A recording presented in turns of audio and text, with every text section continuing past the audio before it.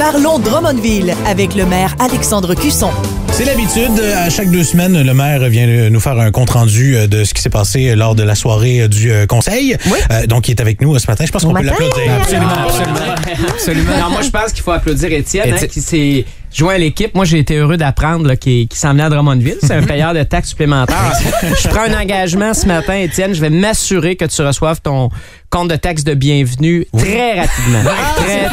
Très rapidement. Et ce, avant même d'avoir acheté ma maison. Ça va être parfait. Oui, c'est ça. Sûrement une maison, les taxes vont être plus basses que dans une autre région. Mais on parlait pas de congé de taxes pendant 5 ans pour... Non, nous, on n'a pas besoin de faire ça pour attirer les gens ici.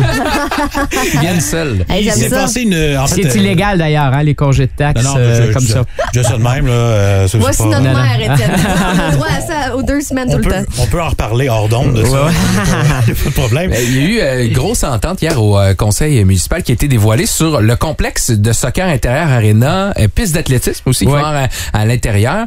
Donc, c'est ça qui s'en vient là, pas loin de la Maison des Arts et du Cégep pour bien vous situer. Donc là, on a un don pour le nom de l'endroit. Oui, voilà. C'est une entreprise qui vous a sollicité. Oui, tout à fait. C'est une entente avec le groupe Girardin.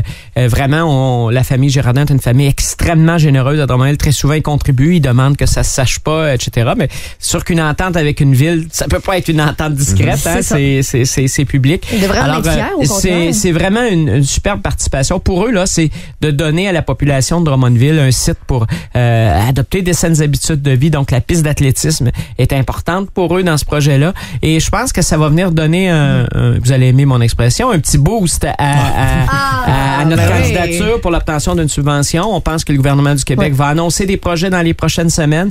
Et je pense pas qu'on ait le moyen à Québec, comme à Drummondville, de se priver d'un investissement privé d'1,3 million dans ce projet-là. Alors moi, j'ai bon espoir là, que ça nous donne des points supplémentaires pour faire partie des projets qui seront retenus. Il y a, d'après ce que j'entends, là, entre 6 et 700 millions de demandes pour 100 millions de disponibles. Alors, il faut être parmi les gens qui ressortiront à la fin. Ça comble un besoin, hein, à 6 heures du matin à l'Aréna de Richmond. On le vit présentement pour des parents. La politique de mobilité durable du gouvernement qui dit on veut réduire le temps de déplacement des gens vers leur travail. C'est beau, mais dans une région comme la nôtre, c'est aussi d'avoir les services chez nous.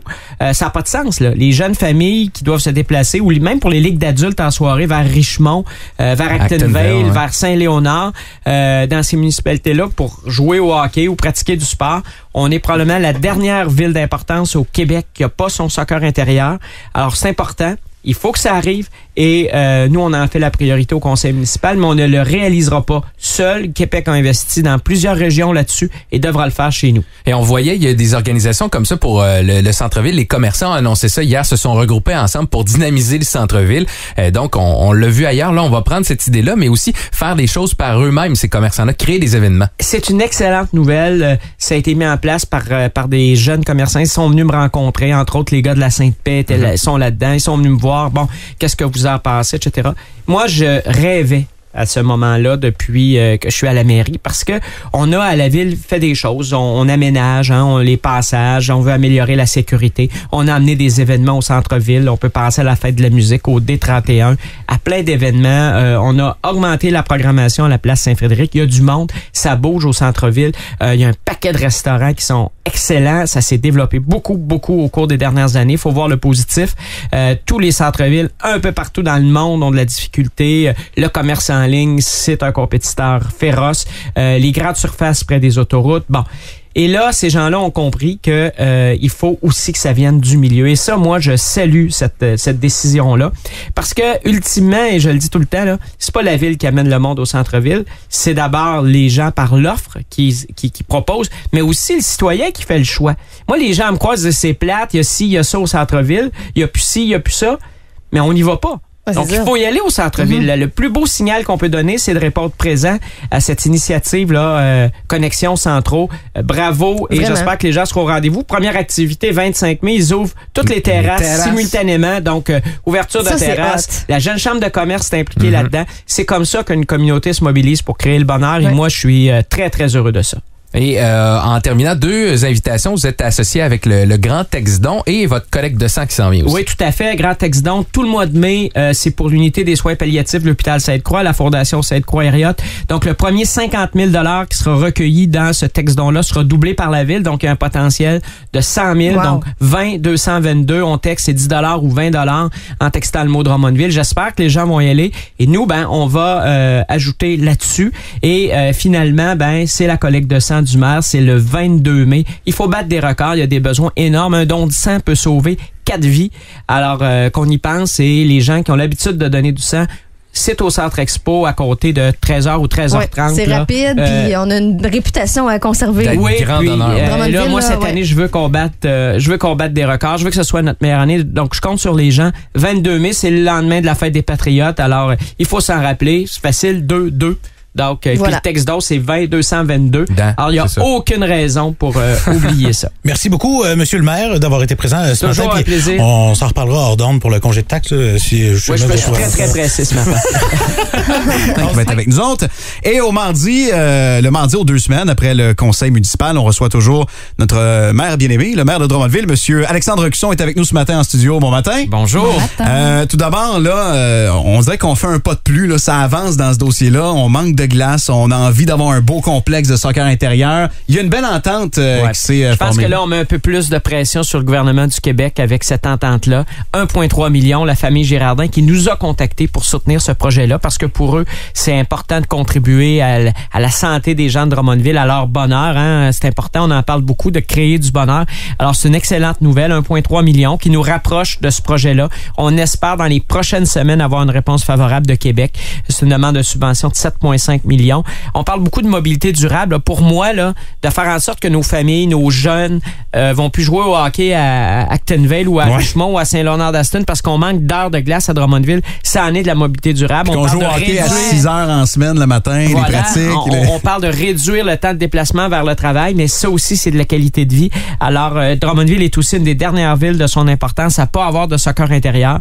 C'est important pour moi. C'est le projet phare depuis 4 ans qu'on présente et qu'on représente à Québec. Je pense que c'est notre tour et je vous cache pas qu'on met beaucoup de pression actuellement pour que ce projet-là se réalise très bientôt. On cherche toujours à dynamiser notre centre-ville et là, avec Connexion Centro, on peut dire qu'on vise dans le mille avec tous les événements, l'ouverture des terrasses. Oui, c'est une super initiative de plusieurs commerçants du centre-ville. La ville a fait ses efforts depuis quelques années, augmenter le nombre d'activités, qu'on pense au D31, à la programmation de la place Saint-Frédéric, à la fête de la musique. On a mis vraiment aussi de l'argent pour améliorer le centre-ville, entre autres les couloirs qu'on veut améliorer, les passages là, entre le stationnement Hériote et le centre-ville, la place d'Armes.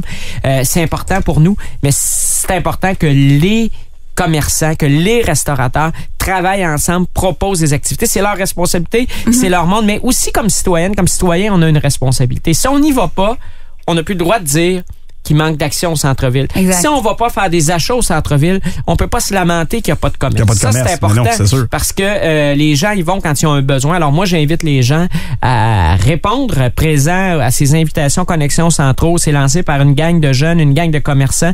J'ai rencontré les gars de la Sainte-Paix, entre autres, il y a quelques mois là-dessus. Je les ai encouragés. Très, très, très heureux de ce qu'ils font. Et en terminant, Monsieur le maire, 2 choses rapides. Entre autres, il va falloir tendre le bras prochainement le 22 mai. Oui, c'est ça. Alors, c'est la collecte de sang du maire. C'est une collecte annuelle. C'est au Centre Expo à compter de 13h. J'espère que les gens y seront en grand nombre. Un don de sang peut sauver 4 vies. Donc, on tend le bras, mais on peut aussi tendre le doigt et prendre son cellulaire au cours des prochaines semaines. Au mois de mai, c'est le grand Texdon de la Fondation Sainte-Croix-Hériote. C'est pour la rénovation de l'unité de soins palliatifs de l'hôpital Sainte-Croix.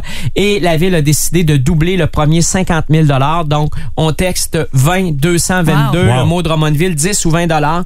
Et le premier 50 000 sera doublé par la Ville. Donc, il y a 100 000 $ sur la table pour les gens en fin de vie, pour leur famille. C'est extrêmement important. On ouvre le centre famille et enfants, mais il faut pas oublier qu'il y a une autre extrémité dans la vie et c'est important. Ben faites-le, c'est important. On a des belles causes ici à Drummondville. Pas en conduisant, s'il vous plaît. Les gens qui nous écoutent, qui sont au volant, là, attendez d'être rendu à la job et sinon, tassez-vous sur le bord de la route. Monsieur le maire, toujours un plaisir de vous recevoir. C'est un plaisir de partager. Bon succès à Rouge, Gab. C'est un plaisir de te retrouver ici. Merci. Très content d'être là. Le maire de Drummondville, Monsieur Alexandre Cusson, au 105.3 Rouge. Bougez pas.